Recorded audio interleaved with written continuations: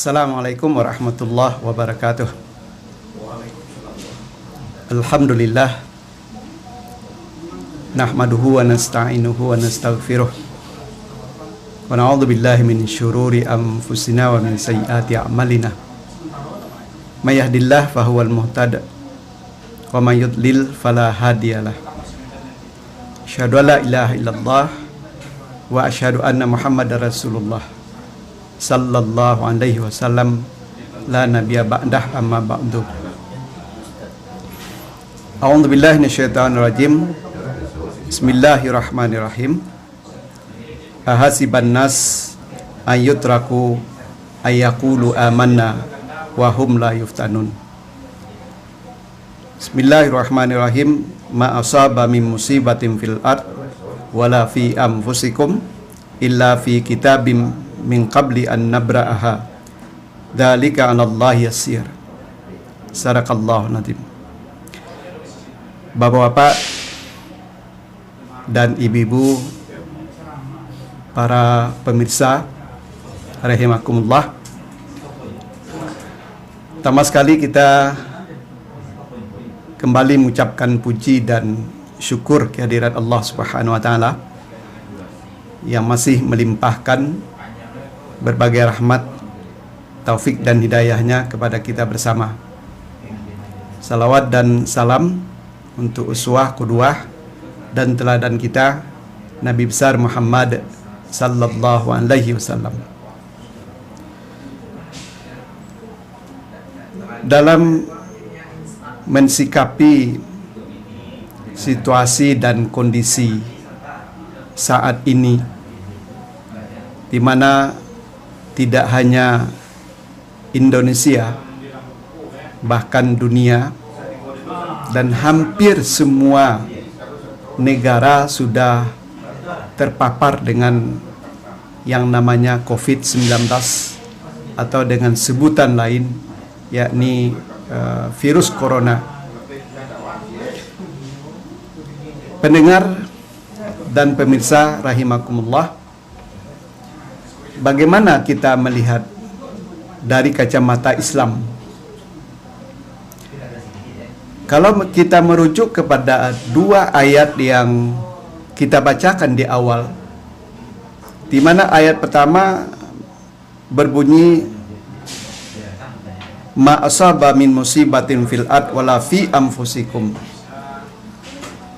Artinya lebih kurang, apa saja musibah yang terjadi di bumi, bahkan di dirimu sendiri, kecuali semuanya itu telah tercatat di sisi Allah sebelum peristiwa itu terjadi. Dan yang demikian itu mudah bagi Allah. Ini disebutkan oleh Allah di dalam surat Al-Hadid di ayat yang ke-22. Kalau kita menyimak ayat tersebut, keyakinan kita mengatakan bahwa apa yang kita lalui hari ini itu adalah bagian dari perjalanan hidup kita manusia Indonesia dan manusia di negara-negara lain. Tapi kalau kita membaca ayat di dalam surat Rum di ayat yang ke-41, sepertinya dua ayat tersebut kontradiktif. Kenapa kita katakan begitu? Karena di dalam surat Rum itu Allah mengatakan zaharal fasadu fil barri wal bahri bima kasabat aydin nas liyudhikahum ba'dalladzi amilu la'allahum yarji'un. Telah terjadi kerusakan di darat dan di laut karena kesalahan tangan manusia itu sendiri, supaya mereka merasakan terhadap apa yang telah mereka lakukan. Semoga mereka kembali. Pemirsa rahimakumullah, ayat tersebut tentu tidak berlawanan. Walaupun secara lahiriah berlawanan. Cuma ayat itu bisa kita kompromikan.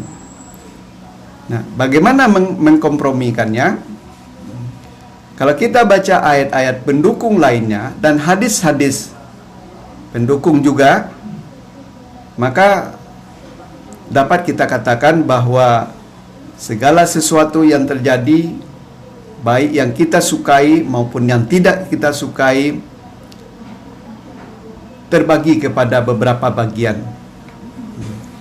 Bagian pertama adalah bahwa kita sebagai manusia secara umum dan umat Islam secara khusus itu merupakan ujian dan musibah dari Allah, merupakan bagian dari fenomena hidup kita, sunnatullah yang ditetapkan oleh Allah Subhanahu wa taala. Ini ditegaskan oleh Allah, di antaranya adalah walanabluwannakum bisyai'im minal khaufi wal ju' wa naqsim minal amwal wal anfus wath thamarat wa basyiris sabirin. Aku akan senantiasa uji kamu dengan berbagai macam, di antaranya adalah timbulnya rasa takut, kekurangan harta benda, kekurangan jiwa, dan kekurangan buah-buahan. Lalu Allah mengatakan wabashshiris sabirin, maka beri kabar gembiralah kepada mereka yang sabar. Siapa mereka yang sabar itu? Adalah mereka yang ketika ditimpa oleh musibah, mereka mengatakan qalu inna lillah wa inna ilaihi raji'un. Mereka mengatakan semuanya berasal dari Allah dan semuanya juga kembali kepada Allah Subhanahu wa taala. Itu yang pertama. Jadi berarti tidak ada kita yang akan luput dari berbagai ujian dalam hidup. Taatkah kita atau tidak taatkah kita? Yang kedua, tujuan Allah mendatangkan musibah bencana tersebut tidak lain dan tidak bukan adalah sebagai ujian dari Allah Subhanahu wa taala. Kalau yang pertama tadi satu keharusan, maka yang kedua adalah dalam bentuk ujian. Ini dikatakan oleh Allah Subhanahu wa taala, ahasiban nas ayutraku ayaqulu amanna wa hum la yuftanu. Apakah manusia itu akan mengatakan, dibiarkan saja mengatakan bahwa dia beriman padahal mereka belum diuji. Jadi baru kita bisa mengatakan saya memang telah beriman. Karena ketika diuji oleh Allah, maka iman saya tidak berkurang, tapi justru malah semakin membaik dan semakin mengental. Jadi kalau ada orang ditimpa musibah, lalu dia sabar, bahkan meningkat keimanannya, ketakwaannya kepada Allah, maka ujian itu bagi dia adalah suatu nikmat. Itu yang kedua. Yang ketiga, tujuan Allah memberikan musibah itu tidak lain dan tidak bukan adalah sebagai penghapus dosa.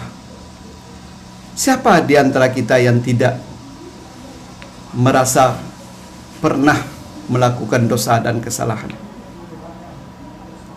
Kalau ada orang mengatakan saya tidak pernah, berarti kemanusiaannya dipertanyakan. Nah, kenapa demikian? Rasul saja, manusia yang paling suci menurut kita manusia,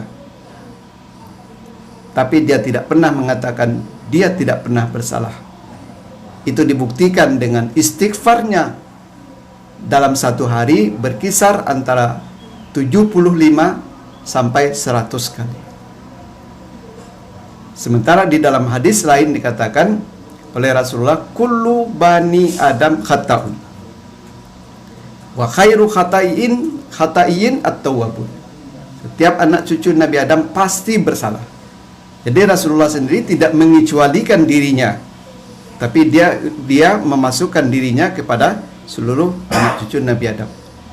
Tapi kata Rasulullah, wa khairu khata'in at-tawwabun. Tapi sebaik-baik orang yang bersalah adalah mereka yang mau tobat dari kesalahan.